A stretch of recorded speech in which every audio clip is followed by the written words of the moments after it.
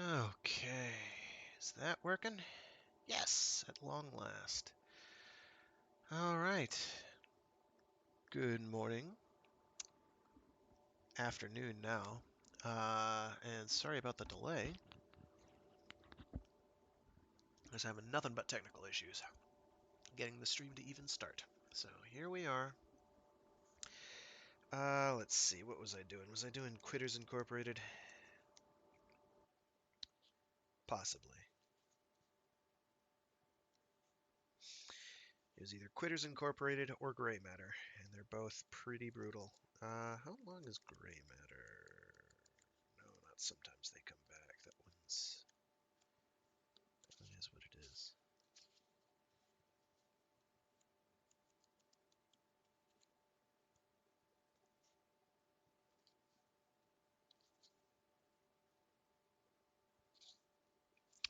So, as a result, the amount of time I have for this is considerably more limited than it already otherwise was. Hooray! Hooray!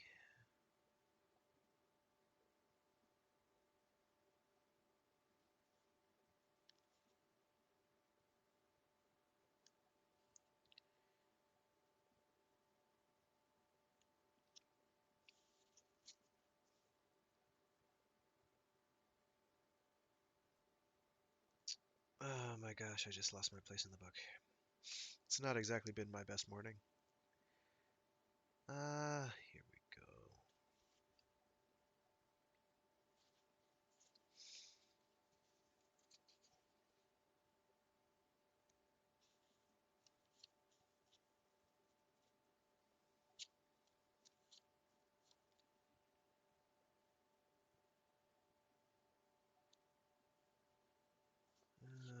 Here we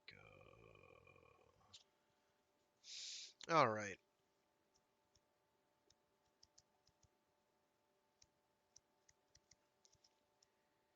All right. No, not Jerusalem's Lot. Next one over, I think.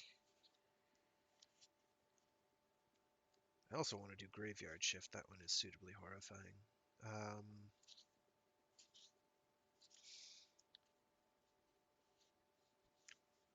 But we'll start with Gray Matter because it's short and quick and dirty. Then probably do Quitters Incorporated. Okay. So, as always, hello, hello, hello, and welcome back to Storytime Saturdays. I'm your narrator for today, Fragath, and these are going to be excerpts from Stephen King's Night Shift, which was published in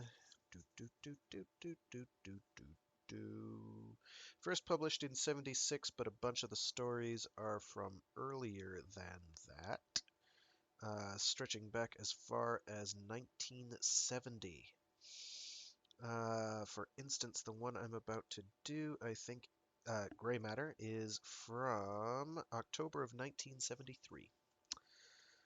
Alrighty.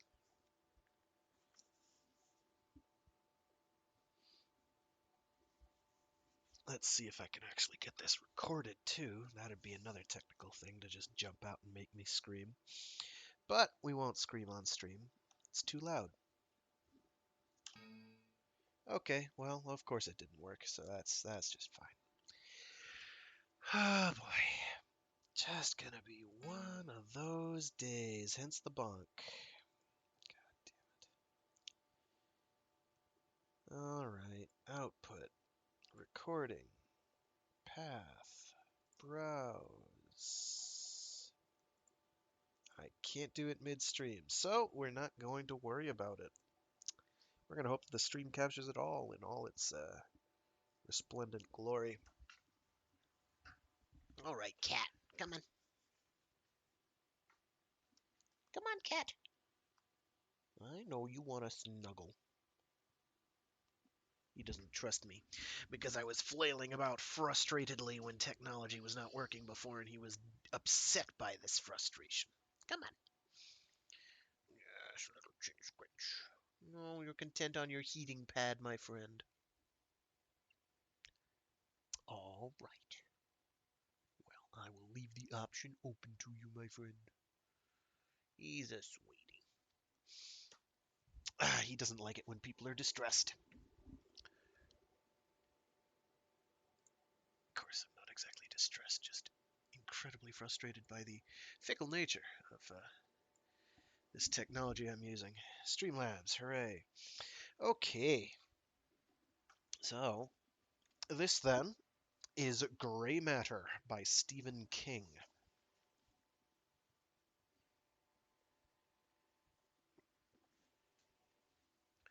They had been predicting a norther all week, and along about Thursday, we got it. A real screamer that piled up 8 inches by 4 in the afternoon and showed no signs of slowing down. The usual 5 or 6 were gathered around the reliable and Henry's Night Owl, which is the only little store on this side of Bangor that stays open right around the clock. Henry don't do a huge business. Mostly it amounts to selling the college kids their beer and wine, but he gets by, and it's a place for us old duffers on Social Security to get together and talk about who's died lately and how the world's going to hell. This afternoon, Henry was at the counter. Bill Pelham, Bertie Connors, Carl Littlefield, and me was tipped up by the stove. Outside, not a car was moving on Ohio Street, and the plows was having hard going. The wind was socking drifts across that looked like the backbone of a dinosaur. Henry'd only had 3 customers all afternoon. That is, if you want to count in Blind Eddie. Eddie's about 70, and he ain't completely blind. Runs into things mostly. He comes in once or twice a week and sticks a loaf of bread under his coat and walks out with an expression on his face like, "There, you stupid sons of bitches, fooled you again." Bertie once asked Henry why he never put a stop to it. "I'll tell you," Henry said. "A few years back in the Air Force wanted $20 million to rig up a flying model of an airplane they had planned out.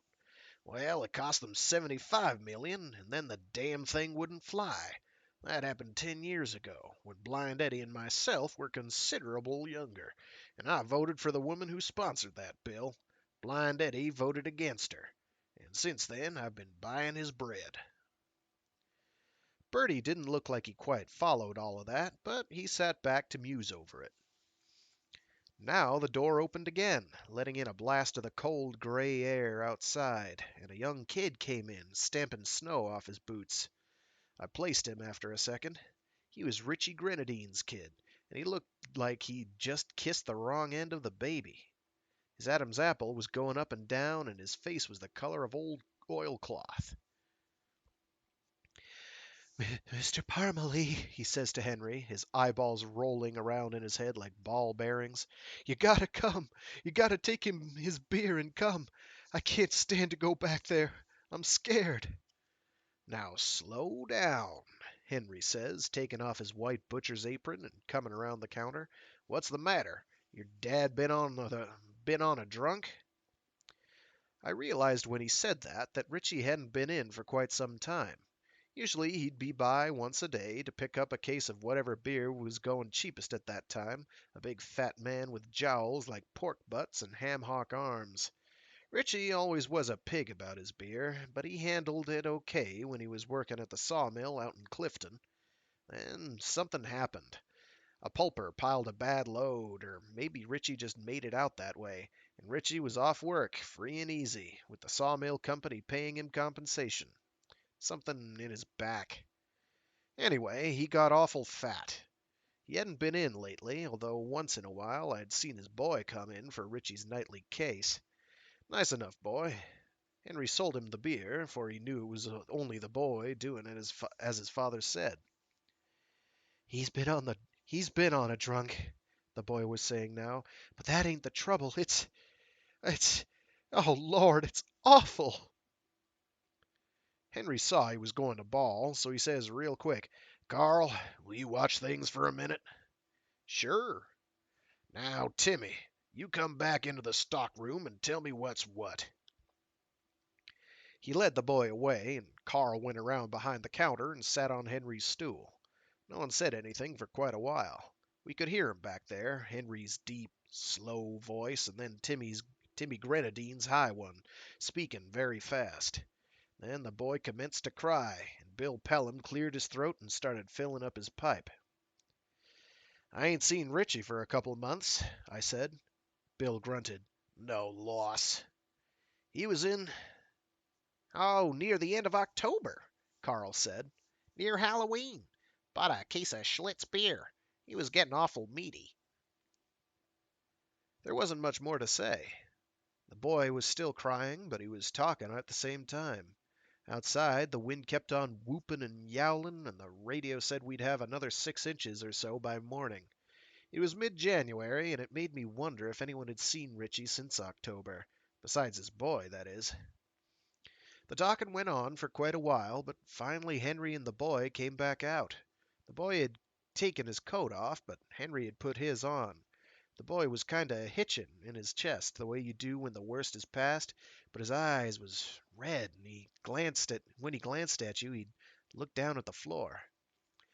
Henry looked worried. "I thought I'd send Timmy here upstairs and have my wife cook him up a toasted cheese or something. Maybe a couple of you fellas like to go around to Richie's place with me. Timmy says he wants some beer. He gave me the money." He tried to smile, but it was a pretty sick affair, and he soon gave up. "Sure," Bertie says. "What kind of beer? I'll go fetch her." "Get Harrow Supreme," Henry said. "We got some cut-down boxes back there." I got up, too. It would have to be Bertie and me. Carl's arthritis gets something awful on days like this, and Billy Pelham don't have much use of his right arm anyhow. Bertie got 4 6-packs of Harrows, and I packed them into a box while Henry took the boy upstairs to the apartment overhead. Well, he straightened that out with his missus, and came back down, looking over his shoulder to make sure the upstairs door was closed. Billy spoke up, fairly bustin'. "What's up? Has Richie been working the kid over?" "Nope," said Henry. "I'd just as soon not say anything just yet. It'd sound crazy. I will show you something, though. The money Timmy had to pay for the beer with." He shed $4 bills out of his pocket, holding them by the corner, and I don't blame him. They was all covered with gray, slimy stuff that looked like the scum on top of bad preserves. He laid them down on the counter with a funny smile and said to Carl, "Don't let anybody touch 'em, not if what the kid says is even half right." And when he went around to the sink by the meat counter, and then he washed his hands. I got up, put on my pea coat and scarf, and buttoned up. It was no good taking a car. Richie lived in an apartment building down on Curve Street, which is as close to straight up and down as the law allows, and is the last place the plows touch. As we were going out, Bill Pelham called after us. "Watch out now." Henry just nodded and put the case of Harrows on the little handcart he keeps by the door, and out we trundled. The wind hit us like a saw blade, and right away I pulled my scarf up over my ears. We paused in the doorway just for a second while Bertie pulled on his gloves. He had a pained sort of wince on his face, and I knew how he felt. It's all well for younger fellows to go out skiing all day and running those goddamn wasp-wing snowmobiles half the night, but when you get up over 70 without an oil change, you feel that northeast wind around your heart. "I don't want to scare you boys," Henry said, with that queer sort of revolted smile still on his mouth, "but I'm going to show you this all the same, and I'm going to tell you what the boy told me while we walk up there, because I want you to know, you see." And he pulled a .45 caliber hog leg out of his coat pocket, the pistol he'd kept loaded and ready under the counter ever since he went to 24 hours a day back in 1958. I don't know where he got it, but I do know the one time he flashed it at a stick-up guy, the fella just turned around and bolted right out the door. Henry was a cool one, all right. I saw him throw out a college kid that came in one time and gave him a hard time about cashing a check. That kid walked away like his ass was on sideways, and he had to crap. Well, I only tell you that because Henry wanted Bertie and me to know he meant business, and we did, too. So we set out, bent into the wind like washerwomen, Henry trundling that cart and telling us what the boy had said. The wind was trying to rip the words away before we could hear 'em, but we got most of it, more'n we wanted to. I was damn glad Henry had his Frenchman's pecker stowed away in his coat pocket.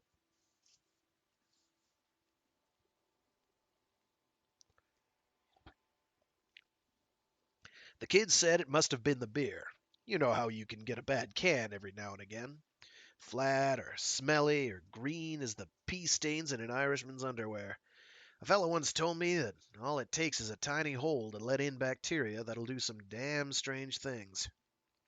The hole can be so small that the beer won't hardly dribble out, but the bacteria can get in. And beer is good food for some of those bugs. Anyway, the kid said Richie brought back a case of Golden Light just like always that night in October, sat down to polish it off while Timmy did his homework. Timmy was just about ready for bed when he hears Richie say, "Christ Jesus, that ain't right."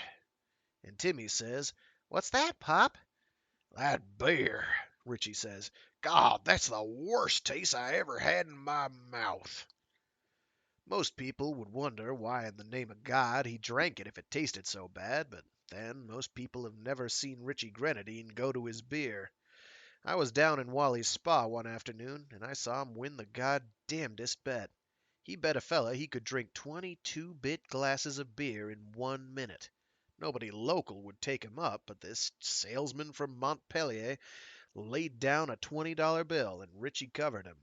He drank all 20 with 7 seconds to spare, although when he walked out he was more'n 3 sails into the wind. So I expect Richie had most of that bad can in his gut before his brain could warn him. "I'm gonna puke," Richie says. "Look out!" But by the time he got to the head, it had passed off, and that was the end of it. The boy said he smelt the can, and it smelt like something crawled in there and died. There was a little gray dribble around the top, too. 2 days later, the boy comes home from school, and there's Richie sitting in front of the TV and watching the afternoon tearjerkers with every goddamn shade in the place pulled down. "What's up?" Timmy asks, for Richie don't hardly ever roll in before 9. "I'm watching the TV," Richie says. "I didn't seem to want to go out today." Timmy turned on the light over the sink, and Richie yelled at him, "And turn that friggin' light off." So Timmy did, not asking how he's going to do his homework in the dark. When Richie's in that mood, you don't ask him nothing. "And go out and get me a case," Richie says. "Money's on the table." When the kid gets back, his dad's still sitting in the dark, only now it's dark outside, too, and the TV's off. The kid starts getting the creeps. Well, who wouldn't? Nothing but a dark flat and your daddy sitting in the corner like a big lump. So he puts the beer on the table, knowing that Richie don't like it so cold it spikes his forehead, and when he gets close to his old man, he starts to notice a kind of rotten smell, like old cheese someone left standing on the counter over the weekend. He don't say shit or go blind, though, as the old man was never what you'd call a cleanly soul. Instead, he goes into his room and shuts the door and does his homework. And after a while, he hears the TV start to go, and Richie's popping the top on his first of the evening. And for 2 weeks or so, that's the way things went. The kid got up in the morning and went to school, and when he got home, Richie'd be in front of the television and beer money on the table. The flat was smelling ranker and ranker, too. Richie wouldn't have the shades up at all, and about the middle of November he made Timmy stop studying in his room. Said he couldn't abide the light under the door. So Timmy started going down the block to a friend's house after getting his dad the beer. Then one day when Timmy came home from school, it was 4 o'clock and pretty near dark already, Richie says, "Turn on the light." The kid turns on the light over the sink, and damn if Richie ain't all wrapped up in a blanket. "Look," Richie says, and one hand creeps out from under the blanket. Only it ain't a hand at all. Something gray, is all the kid could tell Henry. Didn't look like a hand at all, just a gray lump. Well, Timmy Grenadine was scared bad. He says, "Pop, what's happening to you?" And Richie says, I don't know, but it don't hurt. It feels kind of nice. So Timmy says, I'm going to call Dr. Westphal. And the blanket starts to tremble all over, like something awful was shaking all over under there. And Richie says, Don't you dare. If you do, I'll touch you, and you'll end up just like this. And he slides the blanket down over his face for just a minute. By then, we were up to the corner of Harlow and Curve Street, and I was even colder than the temperature had been on Henry's orange crush thermometer when we came out. A person doesn't hardly want to believe such things, and yet there's still strange things in the world. I once knew a fellow named George Kelso who worked for the Bangor Public Works Department. He spent 15 years fixing water mains and mending electricity cables and all that, and then one day he just up and quit, not 2 years before his retirement. Frankie Haldeman, who knew him, said George went down into his sewer pipe on Essex, laughing and joking just like always. Came up 15 minutes later with his hair just as white as snow and his eyes staring like he just looked through a window into hell. He walked straight down to the BPW garage and punched his clock and went down to Wally's Spa and started drinking. It killed him 2 years later. Frankie said he tried to talk to him about it, and George said something one time, and that was when he was pretty well blotto. Turned around on his stool, George did, and asked Frankie Haldeman if he'd ever seen a spider as big as a good-sized dog, settin' in a web full of kitties and such, all wrapped up in silk thread. Well, what could he say to that? I'm not saying there's any truth in it, but I am saying that there's things in the corners of the world that would drive a man insane to look 'em right in the face. So we stood up on the corner in a minute, in spite of the wind that was whooping up the street. What did he see? Bertie asked. He said he could still see his dad, Henry answered, but he said it was like it was buried in gray jelly, and it was all kind of mashed together. He said his clothes were all sticking in and out of his skin, like they was melted to his body. Holy Jesus, Bertie said. Then he covered right up again and started screaming at the kid to turn off the light. Like he was fungus, I said. Yes, Henry said. Sort of like that. You keep that pistol handy, Bertie said. Yes, I think I will. And with that, we started to trundle up Curve Street. The apartment house where Richie Grenadine had his flat was almost at the top of the hill, one of those big Victorian monsters that were built by the pulp and paper barons at the turn of the century. They've just about all been turned into apartment houses now. When Bertie got his breath, he told us Richie lived on the third floor under that top gable that jutted out like an eyebrow. I took the chance to ask Henry what happened to the kid after that. Along about the third week in November, the kid had come back one afternoon to find Richie had gone on one further than just pulling the shades down. He'd taken and nailed blankets across every window in the place. It was starting to stink worse, too.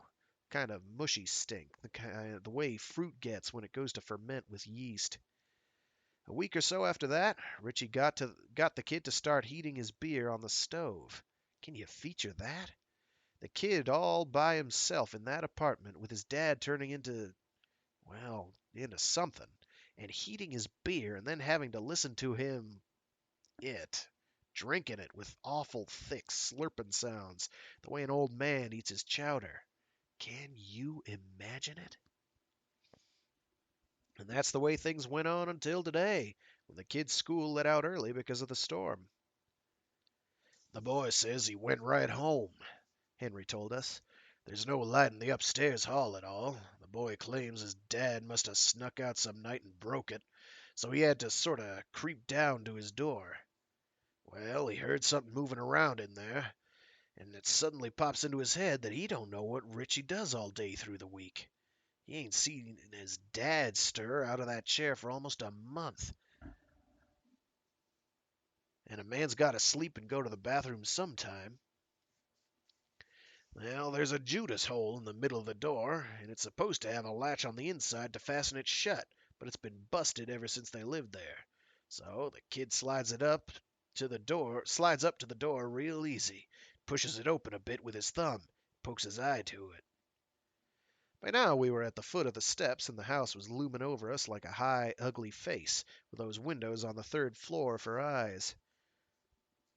I looked up there, and sure enough, those two windows were just as black as pitch, like somebody'd put blankets over 'em or painted 'em up. It took him a minute to get his eye adjusted to the gloom, and then he seen a great big gray lump, not like a man at all, slithering over the floor, leaving a gray, slimy trail behind it. And then it sort of snaked out an arm, or something like an arm, and pried a board off in the wall, and took out a cat. Henry stopped for a second. Bertie was beating his hands together, and it was god awful cold out there on the street, but none of us were ready to go up just yet. A dead cat, Henry recommenced, that had putrefacted. The boy said it looked all swole up stiff, and there was little white things crawling all over it. Stop, Bertie said, for Christ's sake. And then his dad ate it. I tried to swallow, and something tasted greasy in my throat. That's when Timmy closed the peephole, Henry finished softly, and ran. I don't think I can go up there, Bertie said. Henry didn't say nothing, just looked from Bertie to me and back again. I guess we better, I said. We got Richie's beer. Bertie didn't say anything to that, so we went up the steps and in through the front hall door. I smelled it right off.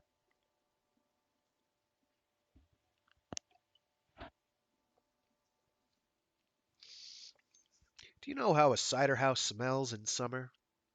You never get the smell of apples out, but in the fall it's all right because it smells tangy and sharp enough to ream your nose right out.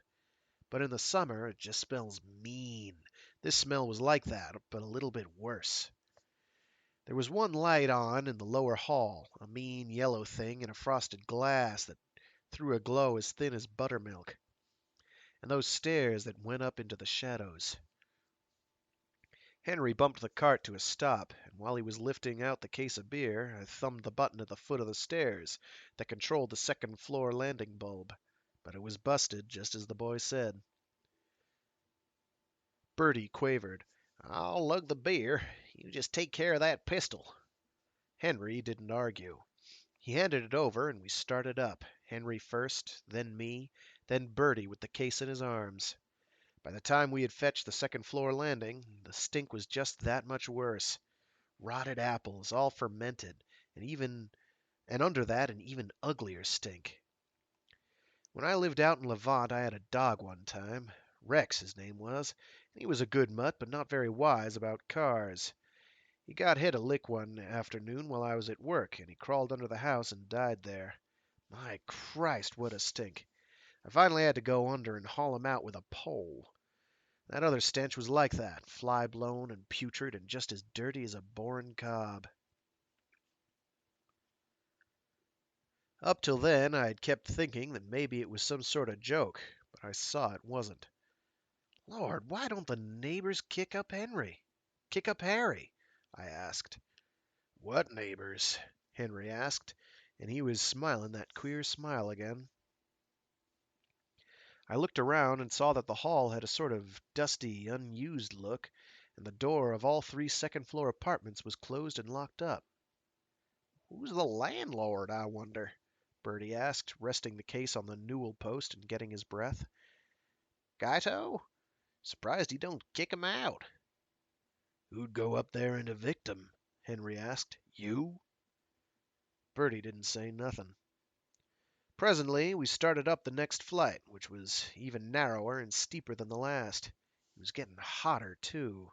It sounded like every radiator in the place was clanking and hissing. The smell was awful, and I started to feel like someone was stirring my guts with a stick. At the top was a short hall, and one door with a little Judas hole in the middle of it. Bertie made a soft little cry and whispered out, "Look what we're walking in!" I looked down and saw all this slimy stuff on the hall floor, in little puddles.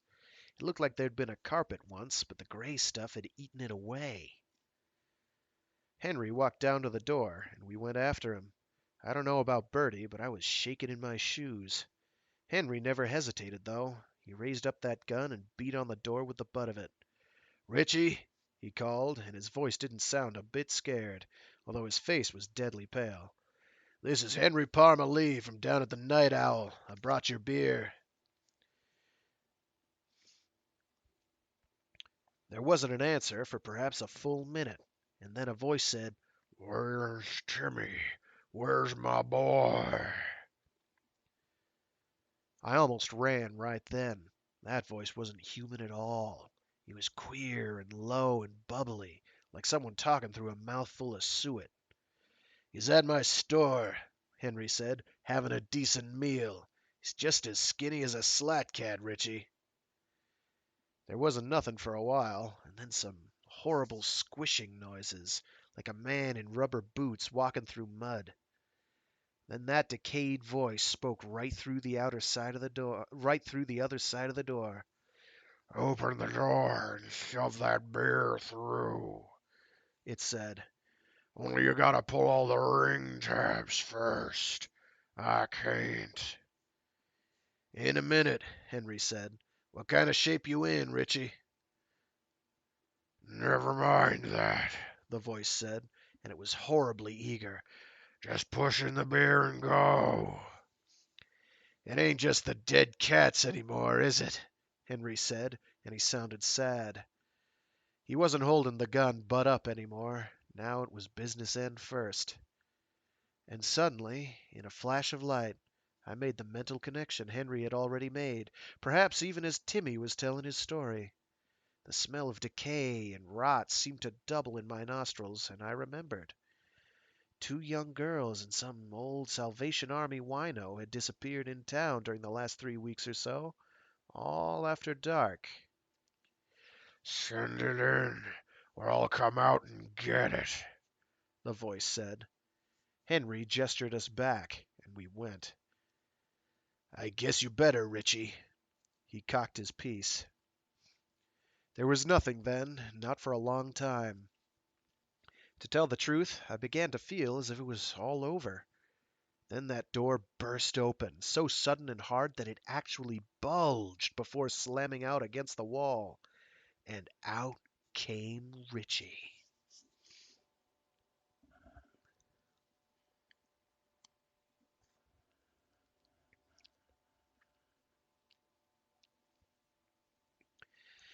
It was just a second before Bertie and me was down those stairs like school kids, 4 and 5 at a time, and out the door into the snow, slipping and sliding. Going down, we heard Henry fire 3 times, the reports loud as grenades in the closed hallways of that empty, cursed house. What we saw in that 1 or 2 seconds will last me a lifetime, or whatever's left of it. It was a huge gray wave of jelly, jelly that looked like a man, and leaving a trail of slime behind it. But that wasn't the worst. Its eyes were flat and yellow and wild, with no human soul in 'em.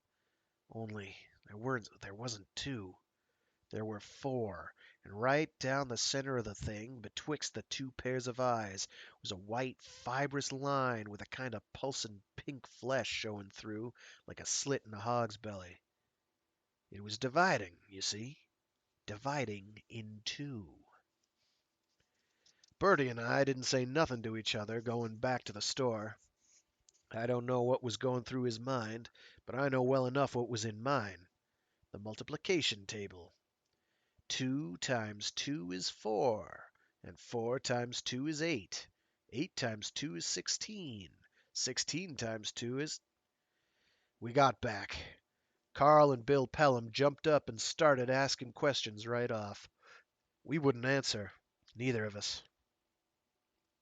We just turned around and waited to see if Henry was going to walk in out of the snow. I was up to 32,768 times 2 is the end of the human race, and so we sat there cozied up to all that beer and waited to see which one was going to finally come back. And here we still sit. I hope it's Henry. I surely do. And that was Gray Matter by Stephen King. Spooky and gross. Pretty horrifying. Ah, yes, the multiplication tables, because it is dividing.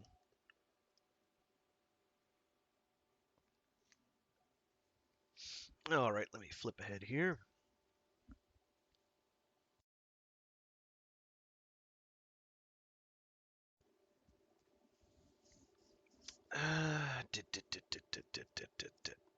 Where are you?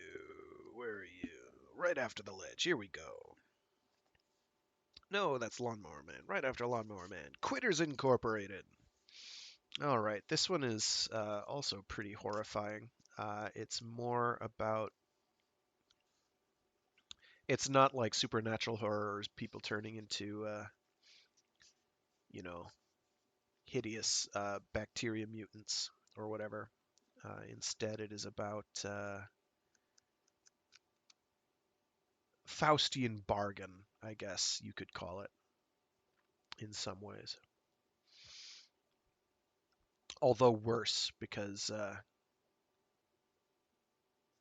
well, you'll see, I guess. I guess you'll see. You'll all see. Well, here, okay. Fine, here, whatever. Gosh. Here we go. This is Quitters Incorporated by Stephen King.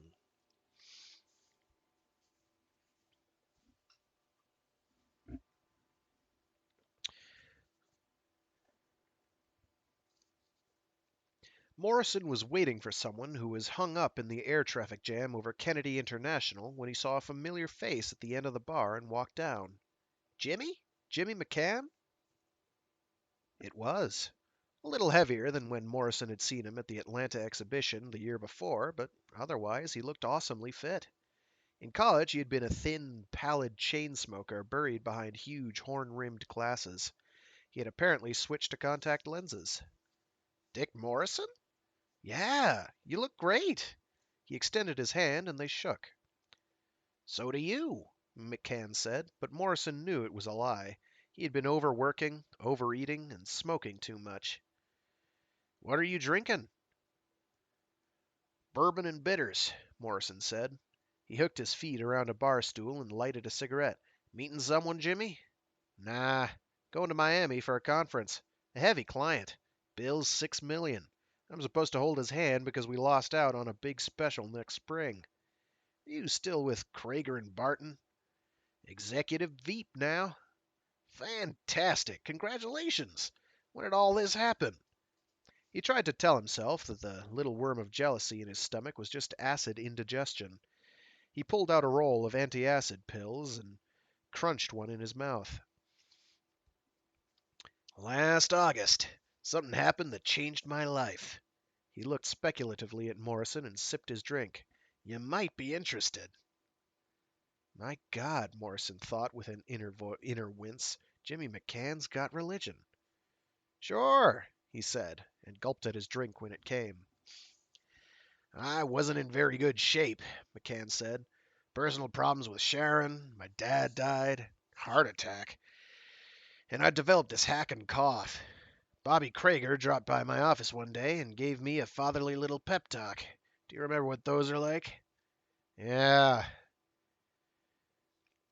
He had worked at Krager and Barton for 18 months before joining the Morton Agency.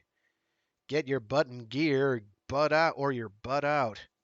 McCann laughed. You know it. Well, to put the capper on it, the doc told me I had an incipient ulcer.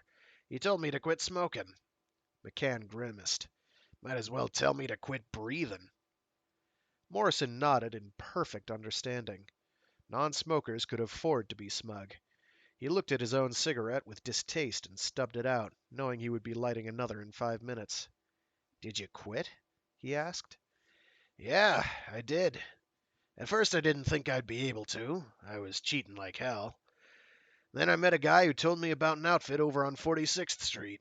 Specialists. I said, what do I have to lose, and went over. I haven't smoked since. Morrison's eyes widened. What did they do? Fill you full of some drug? No. He had taken out his wallet and was rummaging through it. Here it is. I knew I had one kicking around. He laid a plain white business card on the bar between them. Quitters Incorporated. Stop going up in smoke. 237 East 46th Street. Treatments by appointment. Keep it, if you want, McCann said. They'll cure you. Guaranteed. How? I can't tell you, McCann said. Huh? Why not? It's part of the contract they make you sign. Anyway, they tell you how it works when they interview you. You signed a contract? McCann nodded. And on the basis of that? Yep. He smiled at Morrison, who thought, well, it's happened. Jim McCann has joined the smug bastards. Why the great secrecy if this outfit is so fantastic? How come I've never seen any spots on TV, billboards, magazine ads? They get all the clients they can handle by word of mouth. You're an advertising man, Jimmy. You can't believe that. I do, McCann said. They have a 98% cure rate. Wait a second, Morrison said. He motioned for another drink and lit a cigarette. Do these guys strap you down and make you smoke until you throw up? Nope. Give you something so that you get sick every time you light? No, it's nothing like that. Go and see for yourself. He gestured at Morrison's cigarette. You don't really like that, do you? No, but stop and really change things for me, McCann said.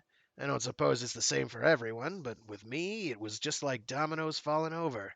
I felt better and my relationship with Sharon improved. I had more energy and my job performance picked up.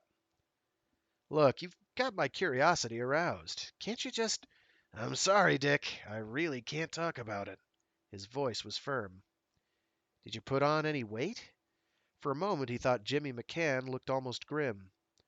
Yes, a little too much, in fact. But I took it off again.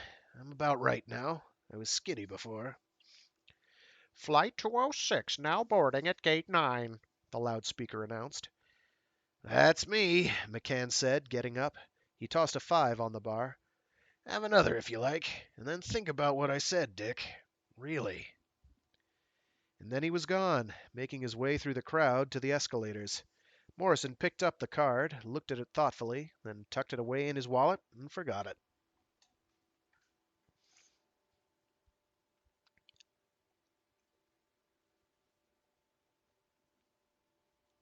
The card fell out of his wallet and onto another bar a month later.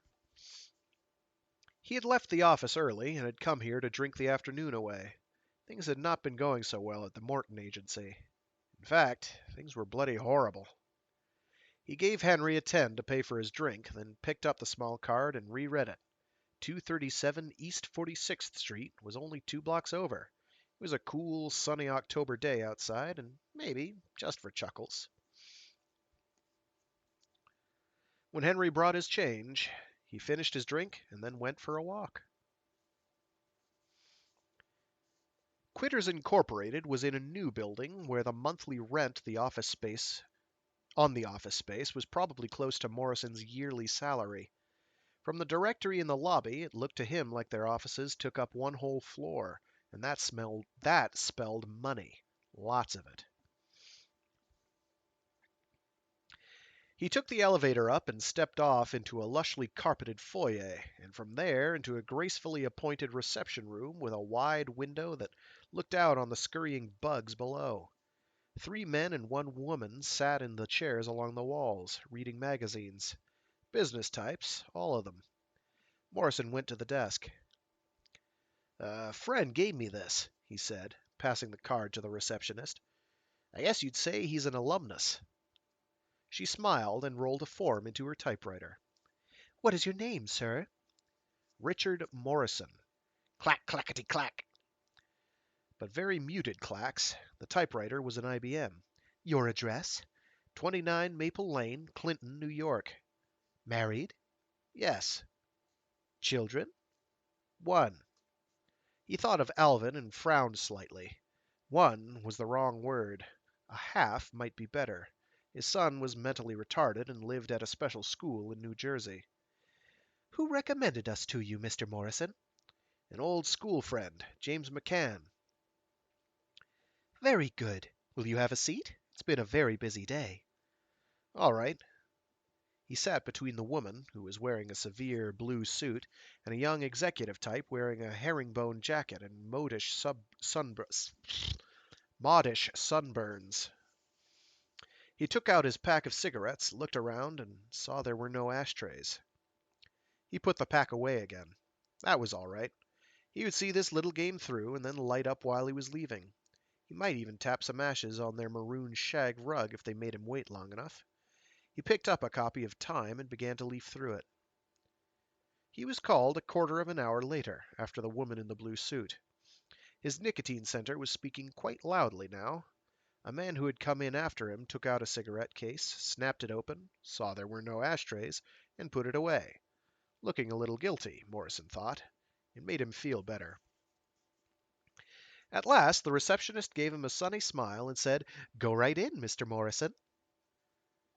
Morrison walked through the door, beyond her desk, and found himself in an indirectly lit hallway.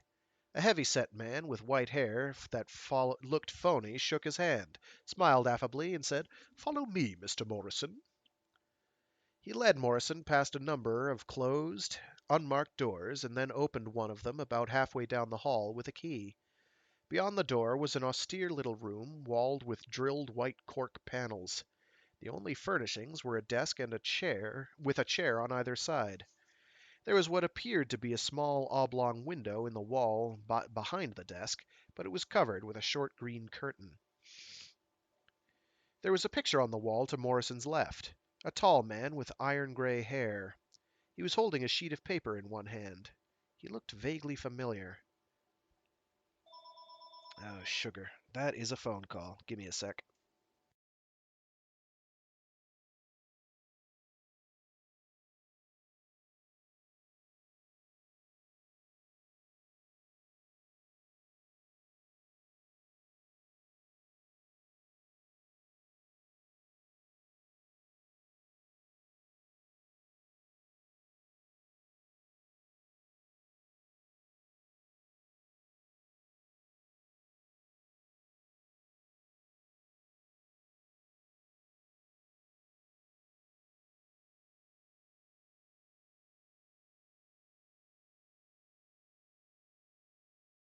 Hooray for bogus phone calls.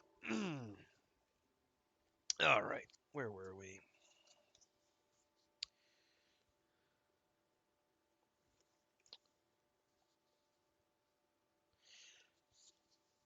Oh, there we go.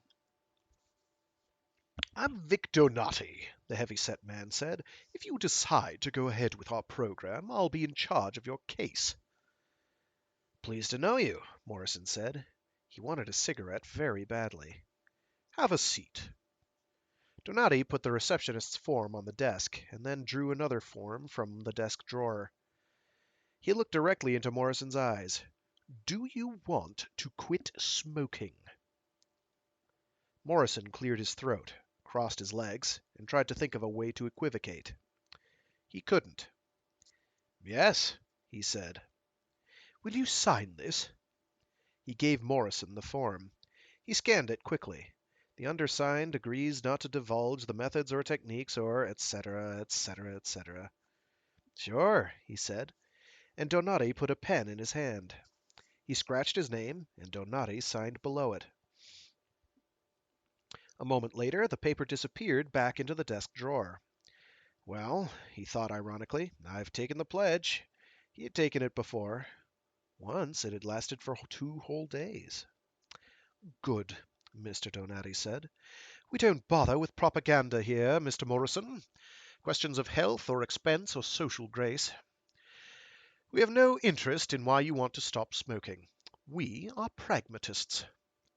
"Good," Morrison said blankly.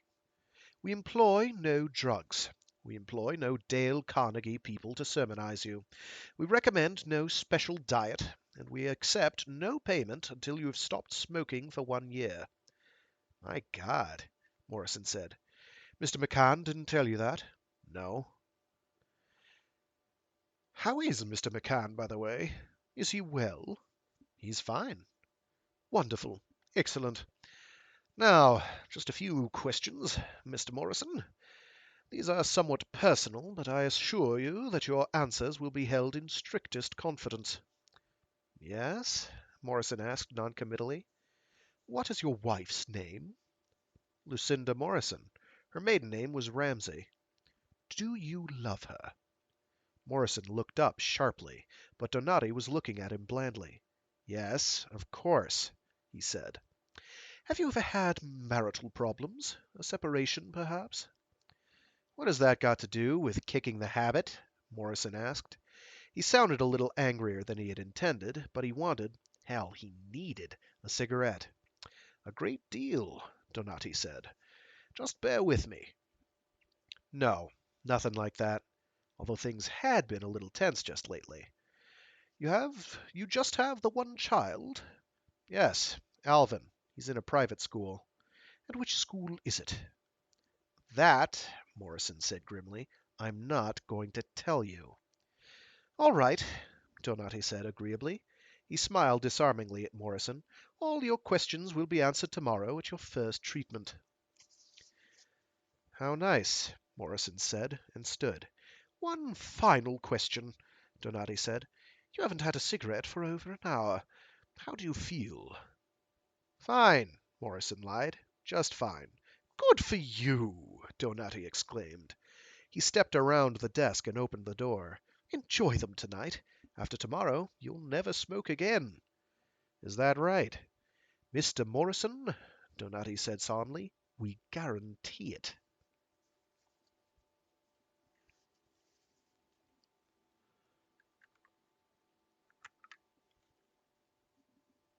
He was sitting in the outer office of Quitters Incorporated the next day, promptly at 3. He had spent most of the day swinging between skipping the appointment the receptionist had made for him on the way out and going in a spirit of mulish cooperation. Throw your best pitch at me, Buster. In the end, something Jimmy McCann had said convinced him to keep the appointment. It changed my whole life. God knew his own life could do with some changing. And then there was his own curiosity. Before going up in the elevator, he smoked a cigarette down to the filter. Too damn bad if it's the last one, he thought. It tasted horrible. The wait in the outer office was shorter this time. When the receptionist told him to go in, Donati was waiting. He offered his hand and smiled, and to Morrison the smile looked almost predatory. He began to feel a little tense, and that made him want a cigarette. Come with me, Donati said, and led the way down to the small room. He sat behind the desk again, and Morrison took the other chair. I'm very glad you came, Donati said. A great many prospective clients never show up again after the initial interview. They discover they don't want to quit as badly as they thought. It's going to be a pleasure to work with you on this. When does the treatment start? Hypnosis, he was thinking. It must be hypnosis. Oh, it already has. It started when we shook hands in the hall. Do you have cigarettes with you, Mr. Morrison? Yes. May I have them, please? Shrugging, Morrison handed Donati his pack. There were only 2 or 3 left in it anyway. Donati put the pack on the desk. Then, smiling into Morrison's eyes, he curled his right hand into a fist and began to hammer it down on the pack of cigarettes, which twisted and flattened. A broken cigarette end flew out. Tobacco crumbs spilled. The sound of Donati's fist was very loud in the closed room. The smile remained on his face in spite of the force of the blows, and Morrison was chilled by it. Probably just the effect they want to inspire, he thought. At last Donati ceased pounding. He picked up the pack, a twisted and battered ruin. You wouldn't believe the pleasure that gives me, he said, and dropped the pack into the wastebasket. Even after 3 years in the business, it still pleases me. As a treatment, it leaves something to be desired, Morrison said mildly. There's a newsstand in the lobby of this very building. and they sell all brands. As you say, Donati said. He folded his hands. Your son, Alvin Dawes Morrison, is in the Patterson School for Handicapped Children. Born with cranial brain damage. Tested IQ of 46. Not quite in the educable retarded category. Your wife? How did you find that out? Morrison barked. He was startled and angry. You've got no goddamn right to go poking around my... We know a lot about you, Donati said smoothly. But, as I said, it will all be held in strictest confidence. I'm getting out of here, Morrison said thinly. He stood up. Stay a bit longer. Morrison looked at him closely. Donati wasn't upset. In fact, he looked a little amused. The face of a man who has seen this reaction scores of times, maybe hundreds. All right, but it better be good. Oh, it is. Donati leaned back. I told you we were pragmatists here. As pragmatists, we have to start by realizing how difficult it is to cure an addiction to tobacco. The relapse rate is almost 85%. The relapse rate for heroin addicts is lower than that. It is an extraordinary problem. Extraordinary. Morrison glanced into the wastebasket. One of the cigarettes, although twisted, still looked smokable. Donati laughed good-naturedly, reached into the wastebasket, and broke it between his fingers. State legislatures sometimes hear a request that the prison systems do away with the weekly cigarette ration. Such proposals are invariably defeated. In a few cases, where they have passed, there have been fierce prison riots. Riots, Mr. Morrison. Imagine it. I, Morrison said, am not surprised. But consider the implications. When you put a man in prison, you take away any normal sex life, you take away his liquor, his politics, his freedom of movement. No riots, or few in comparison to the number of prisons. But when you take away his cigarettes, wham! Bam! He slammed his fist on the desk for emphasis. During World War I, when no one on the German home front could get cigarettes, the sight of German aristocrats picking butts out of the gutter was a common one. During World War II, many American women turned to pipes when they were unable to obtain cigarettes. A fascinating problem for the true pragmatist, Mr. Morrison. Could we get to the treatment? Momentarily. Step over here, please. Donati had risen and was standing by the green curtains Morrison had noticed yesterday. Donati drew the curtains, discovering a rectangular window that looked into a bare room. No, not quite bare. There was a rabbit on the floor, eating pellets out of a dish. Pretty bunny, Morrison commented. Indeed. Watch him. Donati pressed a button by the windowsill. The rabbit stopped eating and began to hop about crazily. It seemed to leap higher each time its feet struck the floor. Its fur stood out spikily in all directions. Its eyes were wild. Stop that! You're electrocuting him! Donati released the button. Far from it. There's a very low-yield charge in the floor. Watch the rabbit, Mr. Morrison. The rabbit was crouched about 10 feet away from the dish of pellets. His nose wriggled. All at once he hopped away into a corner. If the rabbit gets a jolt often enough while he's eating, Donati said, he makes the association very quickly. Eating causes pain. Therefore, he won't eat. A few more shocks, and the rabbit will starve to death in front of his food. It's called aversion training. Light dawned in Morrison's head. No thanks. He started for the door. Wait, please, Mr. Morrison. Morrison didn't pause. He grasped the doorknob and felt it slip solidly through his hand. Unlock this. Mr. Morrison, if you'll just sit down. Unlock this door, or I'll have the cops on you before you can say Marlboro Man. Sit down. The voice was as cold as shaved ice. Morrison looked at Donati. His brown eyes were muddy and frightening. My God, he thought, I'm locked in here with a psycho. He licked his lips. He wanted a cigarette more than he ever had in his life. Let me explain the treatment in more detail, Donati said. You don't understand, Morrison said with counterfeit patience. I don't want the treatment. I've decided against it. No, Mr. Morrison, you're the one who doesn't understand. You don't have any choice. When I told you the treatment had already begun, I was speaking the literal truth. I would have thought you'd tipped to that by now. You're crazy, Morrison said wonderingly. No, only a pragmatist. Let me tell you all about the treatment. Sure, Morrison said. As long as you understand that as soon as I get out of here, I'm going to buy 5 packs of cigarettes and smoke them all on the way to the police station. He suddenly realized he was biting his thumbnail, sucking on it, and made himself stop.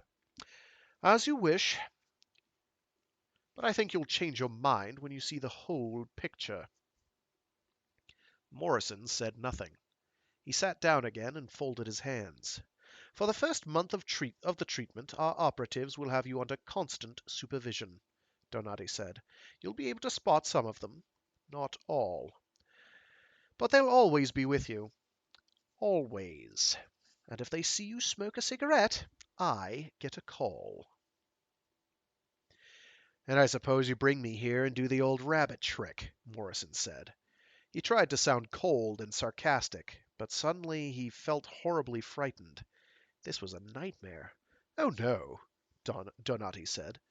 Your wife gets the rabbit trick, not you. Morrison looked at him, dumbly. Donati smiled. You, he said, get to watch.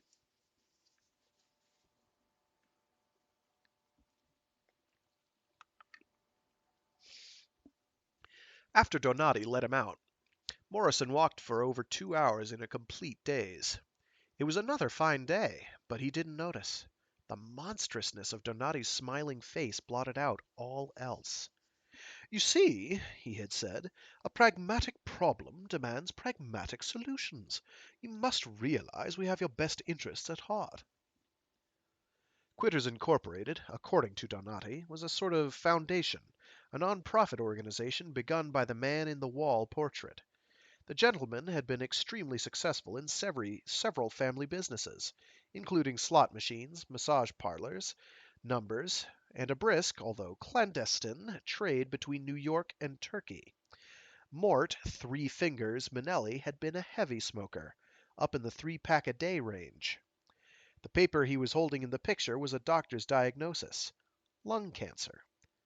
Mort had died in 1970 after endowing Quitters Incorporated with family funds. We try to keep as close to breaking even as possible, Donati had said, but we're more interested in helping our fellow man. And of course, it's a great tax angle. The treatment was chillingly simple. A first offense, and Cindy would be brought to what Donati called the rabbit room. A second offense, and Morrison would get the dose. On a third offense, both of them would be brought in together. A fourth offense would show grave cooperation problems and would require sterner measures. An operative would be sent to Alvin's school to work the boy over. Imagine, Donati said, smiling, how horrible it will be for the boy. He wouldn't understand it even if someone explained. He'll only know someone is hurting him because Daddy was bad. He'll be very frightened. You bastard, Morrison said helplessly. He felt close to tears. You dirty, filthy bastard. Don't misunderstand, Donati said. He was smiling sympathetically. I'm sure it won't happen. 40% of our clients never have to be disciplined at all, and only 10% have more than 3 falls from grace. Those are reassuring figures, aren't they? Morrison didn't find them reassuring. He found them terrifying. Of course, if you transgress a 5th time...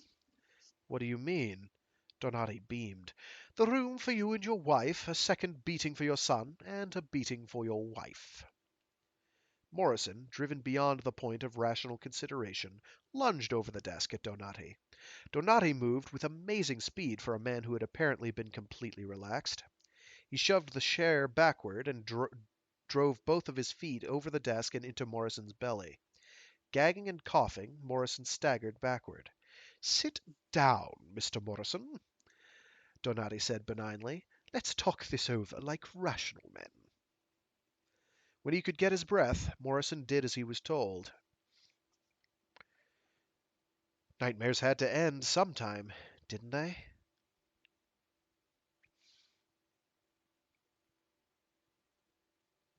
Quitters Incorporate, Donati had explained further, operated Oh, hello. Quitters Incorporated, Donati had explained further, operated on a 10-step punishment scale. Steps 6, 7, and 8 consisted of further trips to the rabbit room and increased voltage, and more serious beatings. The ninth step would be the breaking of his son's arms. And the 10th? Morrison asked, his mouth dry. Donati shook his head sadly. Then we give up, Mr. Morrison. You become part of the unregenerate 2%. You really give up? In a manner of speaking. He opened one of the desk drawers and laid a silenced .45 on the desk. He smiled into Morrison's eyes. But even the unregenerate 2% never smoke again. We guarantee it.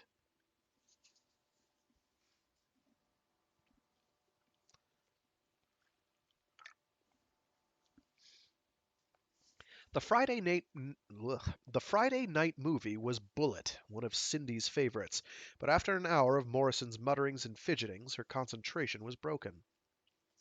"What's the matter with you?" she asked during station identification. "Nothing. Everything," he growled. "I'm giving up smoking." She laughed. "Ha! Since when? 5 minutes ago?" "Since 3 o'clock this afternoon." "You really haven't had a cigarette since then?" "No," he said, and began to gnaw his thumbnail. It was ragged, down to the quick. "That's wonderful! Whatever made you decide to quit?" "You," he said, "and Alvin." Her eyes widened, and when the movie came back on, she didn't notice. Dick rarely mentioned their retarded son. She came over, looked at the empty ashtray by his right hand, and then into his eyes. "Are you really trying to quit, Dick?" "Really. And if I go to the cops," he added mentally, "the local goon squad will be around to rearrange your face, Cindy." "I'm glad. Even if you don't make it, we both thank you for the thought, Dick." "Oh, I think I'll make it," he said, thinking of the muddy, homicidal look that had come into Donati's eyes when he kicked him in the stomach.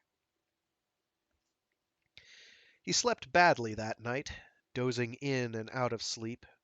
Around 3 o'clock he woke up completely. His craving for a cigarette was like a low-grade fever. He went downstairs into his study. The room was in the middle of the house. No windows. He slid open the top drawer of his desk and looked in, fascinated by the cigarette box. He looked around and licked his lips. Constant supervision during the first month, Donati had said. 18 hours a day during the next 2. But he would never know which 18. During the 4th month, the month when most clients backslid, the service would return to 24 hours a day. Then 12 hours of broken surveillance each day for the rest of the year. After that, random surveillance for the rest of the client's life. For the rest of his life. "We may audit you every other month," Donati said, "or every other day, or constantly for 1 week 2 years from now. The point is, you won't know. If you smoke, you'll be gambling with loaded dice. Are they watching? Are they picking up my wife or sending a man after my son right now? Beautiful, isn't it? And if you do sneak a smoke, it'll taste awful. It'll taste like your son's blood." But they couldn't be watching now, in the dead of night, in his own study. The house was grave quiet. He looked at the cigarettes in the box for almost 2 minutes, unable to tear his gaze away. Then he went back to the study door, peered out into the empty hall, and went back to look at the cigarettes some more. A horrible picture came. His life stretching before him, and not a cigarette to be found. How in the name of God was he ever going to be able to make another tough presentation to a wary client without that cigarette burning nonchalantly between his fingers as he approached the charts and layouts? How would he be able to endure Cindy's endless garden shows without a cigarette? How could he even get up in the morning and face the day without a cigarette to smoke as he drank his coffee and read the paper? He cursed himself for getting into this. He cursed Donati. And most of all, he cursed Jimmy McCann. How could he have done it? The son of a bitch had known. His hands trembled in their desire to get a hold of Jimmy Judas McCann. Stealthily, he glanced around the study again. He reached into the drawer and brought out a cigarette. He caressed it, fondled it. What was that old slogan? So round, so firm, so fully packed. Truer words had never been spoken. He put the cigarette in his mouth and then paused, cocking his head. Had there been the slightest noise from the closet? A faint shifting? Surely not.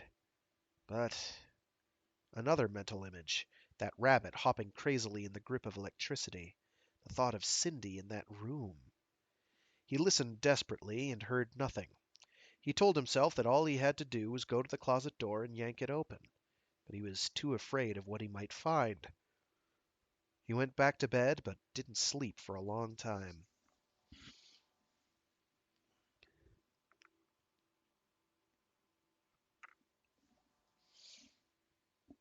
In spite of how lousy he felt in the morning, breakfast tasted good. After a moment's hesitation, he followed his customary bowl of cornflakes with scrambled eggs. He was grumpily washing out the pan when Cindy came downstairs in her robe. "Richard Morrison, you haven't eaten an egg for breakfast since Hector was a pup." Morrison grunted. He considered "since Hector was a pup" to be one of Cindy's stupider sayings, on a par with "I should smile and kiss a pig." "Have you smoked yet?" she asked, pouring orange juice. "Nope." "You'll be back on 'em by noon," she proclaimed airily. "Lot of goddamn help you are," he rasped, rounding on her. "You and anyone else who doesn't smoke. You all think never mind." He expected her to be angry, but she was looking at him with something like wonder. "You're really serious," she said. "You really are." "You bet I am." "You'll never know how serious, I hope." "Poor baby," she said, going to him. "You look like death warmed over. But I'm very proud." Morrison held her tightly. Scenes from the life of Richard Morrison, October to November. Morrison and a crony from Larkin Studios at Jack Dempsey's bar. Crony offers a cigarette. Morrison grips his glass a little more tightly and says, "I'm quitting." Crony laughs and says, "I give you a week." Morrison waiting for the morning train, looking over the top of the Times at a young man in a blue suit. He sees the young man almost every morning now, and sometimes at other places. At Ondi's, where he is meeting a client. Looking at 45s in Sam Goody's, where Morrison is looking for a Sam Cooke album. Once in a foursome behind Morrison's group at the local golf course. Morrison getting drunk at a party, wanting a cigarette, but not quite drunk enough to take one. Morrison visiting his son, bringing him a large ball that squeaked when you squeezed it.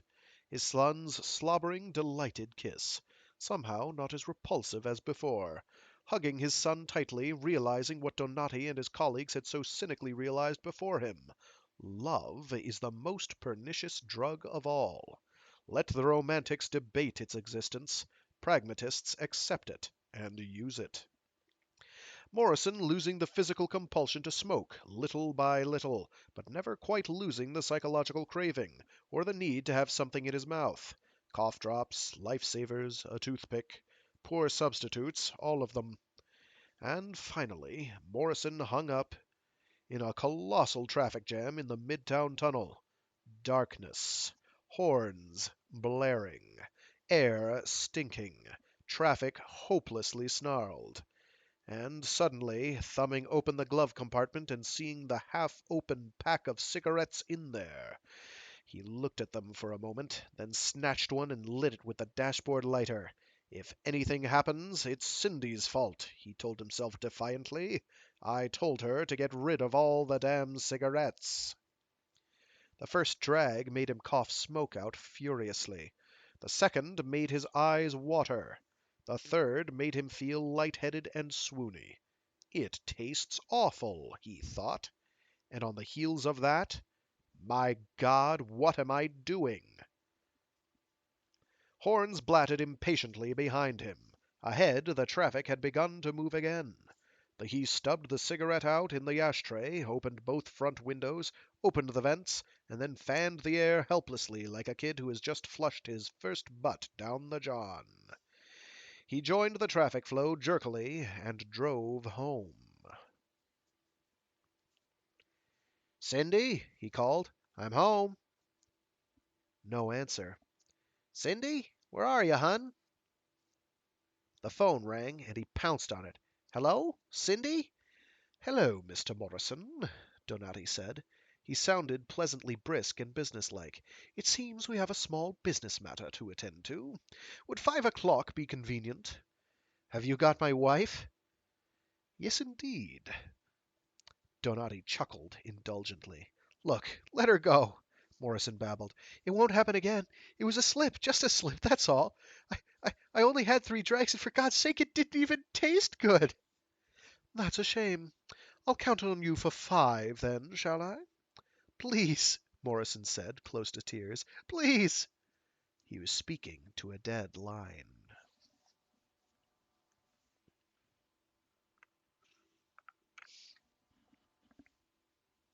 At 5 p.m., the reception room was empty except for the secretary, who gave him a twinkly smile that ignored Morrison's pallor and disheveled appearance. "Mr. Donati?" she said into the intercom. "Mr. Morrison to see you." She nodded to Morrison. "Go right in." Donati was waiting outside the unmarked room with a man who was wearing a "Smile" sweatshirt and carrying a .38. He was built like an ape. "Listen," Morrison said to Donati, "we can work something out, can't we? I'll pay you. I'll—" "Shut up," the man in the Smile sweatshirt said. "It's good to see you," Donati said. "Sorry it has to be under such adverse circumstances. Will you come with me? We'll make this as brief as possible. I can assure you your wife won't be hurt. This time." Morrison tensed himself to leap at Donati. "Come, come," Donati said, looking annoyed. "If you do that, Junk here is going to pistol whip you, and your wife is still going to get it. Now where's the percentage in that?" "I hope you rot in hell," he told Donati. Donati sighed. "If I had a nickel for every time someone expressed a similar sentiment, I could retire. Let it be a lesson to you, Mr. Morrison. When a romantic tries to do a good thing and fails, they give him a medal. When a pragmatist succeeds, they wish him in hell. Shall we go?" Junk motioned with the pistol. Morrison preceded them into the room. He felt numb. The small green curtain had been pulled. Junk prodded him with the gun. This is what being a witness at the gas chamber must have been like, he thought. He looked in. Cindy was there, looking around bewilderedly. "Cindy!" Morrison called miserably. "Cindy, they—" "She can't hear or see you," Donati said. "One-way glass. Well, let's get it over with. It really was a very small slip. I believe 30 seconds should be enough. Junk." Junk pressed the button with one hand and kept the pistol jammed firmly into Morrison's back with the other. It was the longest 30 seconds of his life. When it was over, Donati put a hand on Morrison's shoulder and said, "Are you going to throw up?" "No," Morrison said weakly. His forehead was against the glass. His legs were jelly. "I don't think so." He turned around and saw that Junk was gone. "Come with me," Donati said. "Where?" Morrison asked apathetically. "I think you have a few things to explain, don't you?" "How can I face her? How can I tell her that I think you're going to be surprised," Donati said. The room was empty except for a sofa. Cindy was on it, sobbing helplessly. "Cindy?" he said gently. She looked up, her eyes magnified by tears. "Dick?" she whispered.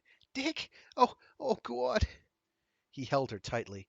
"Two men," she said against his chest, "in the house, and at first I thought they were burglars, and then I thought they were going to rape me, and then they took me someplace with a blindfold over my eyes, and oh, it was horrible." "Shh," he said. "Shh." "But why?" she asked, looking up at him. "Why would they?" "Because of me," he said. "I have to tell you a story, Cindy." When he had finished, he was silent a moment, and then said, "I suppose you hate me. I wouldn't blame you." He looked at the floor, and she took his face in both hands and turned it to hers. "No," she said, "I don't hate you." He looked at her in mute surprise. "It was worth it," she said. "God bless these people. They've let you out of prison." "Do you mean that?" "Yes," she said, and kissed him. "Can we go home now? I feel much better, ever so much." The phone rang one evening a week later, and when Morrison recognized Donati's voice, he said, "Your boys have got it wrong. I haven't even been near a cigarette." "We know that. We have a final matter to talk over. Can you stop by tomorrow afternoon?" "Is it?" "No, nothing serious. Bookkeeping, really. By the way, congratulations on your promotion." "How did you know about that?" "We're keeping tabs," Donati said noncommittally, and hung up.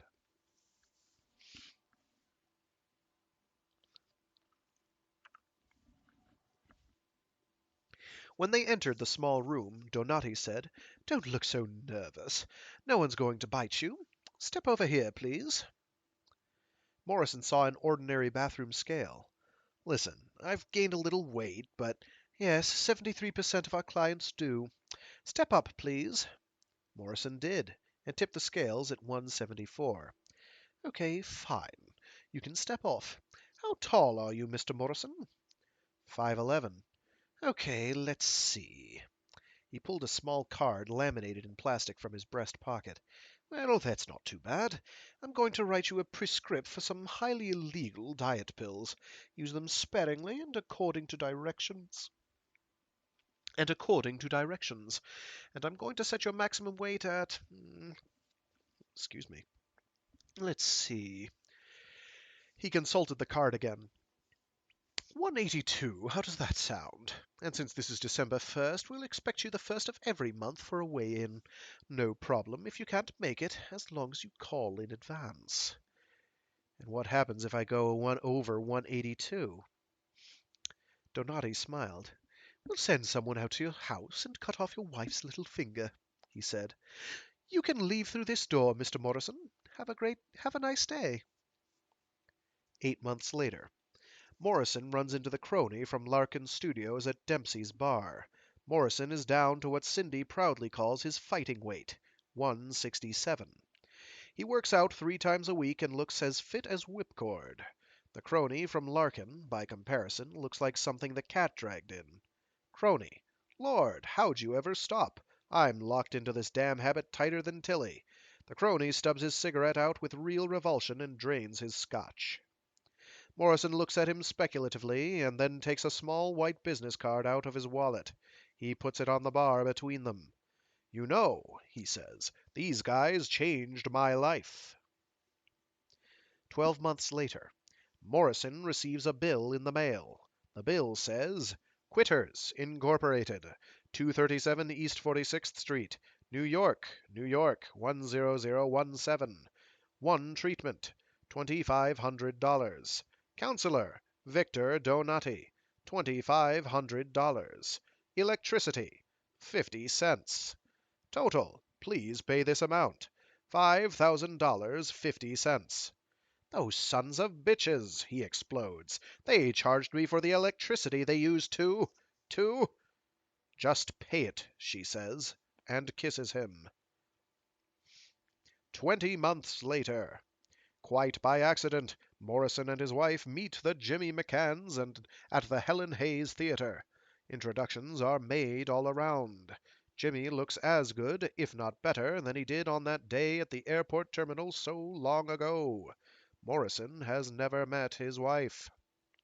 She is pretty in the radiant way plain girls sometimes have when they are very, very happy. She offers her hand, and Morrison shakes it. There is something odd about her grip, and halfway through the second act he realizes what it was. The little finger on her right hand is missing. And that was Quitters Incorporated by Stephen King. Oh, yes, very grim. I suppose I could have made Victor Donati sound more like a stereotypical New York mafia guy.